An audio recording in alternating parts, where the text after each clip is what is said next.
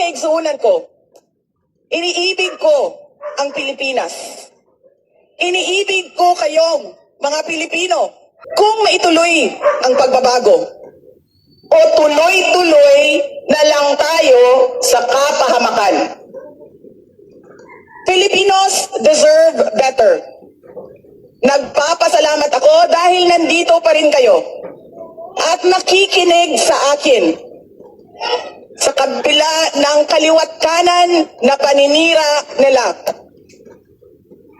In the past months, my name and my family's name have been dragged through the mud. I have repeatedly said it before, and I will say it again now. I am not the problem of this country. Hindi ako ang problema ng Pilipinas. Hindi Duterte ang problema ng Pilipinas. Sino nga ba ang tunay na makikinabang kung tuluyan ng brahin sa mundo ang pamilyang Duterte? Hindi ang mga Pilipino.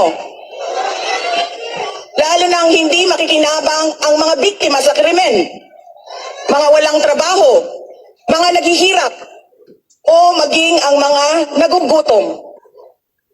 What we are witnessing is a systematic demolition job against political opponents that once dared to put the country first, even if it meant going against the most powerful interests in our homeland. Sa kasamaang palad, iniluklok natin ang isang leader na walang kakayahang maintindihan ang tunay na kalagayan ng mga Pilipino. At higit sa lahat, hindi kayang magdesisyon para sa kapakanan ng sambayanan. Pinagbabayaran natin ngayon ang pagpili ng maling leader. Nakikita natin ang lantaran at walang pakundangang paglabag sa ating saligang batas.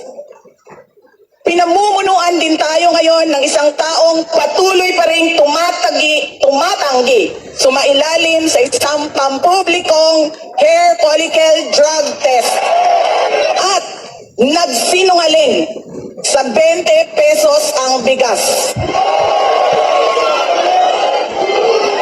Ang masakit pa, nakuha nilang kidnapin ang dating Pangulo at dali-dalian nilang itinapon sa ibang bansa upang litisin ng mga dayuhan. Ngunit, higit pa sa mga kabiguang ito, ay isang mas malalim na pambabastos at pang-iinsulto sa ating mga Pilipino. Iniinsulto nila tayo sa paggamit ng ayuda upang bilhin ang boto ng mga tao. Ang ayuda ay hindi naman likas na masama. Sa katunayan, marami ang natulungan ito noong panahon ng pandemya. Ngunit, kapag ginamit ito para manipulahin kayo at pagsamantalahan ang inyong kahirapan upang manatili sila sa kapangyarihan, nagiging sandata ito ng pang-aabuso. Again, Filipinos deserve better.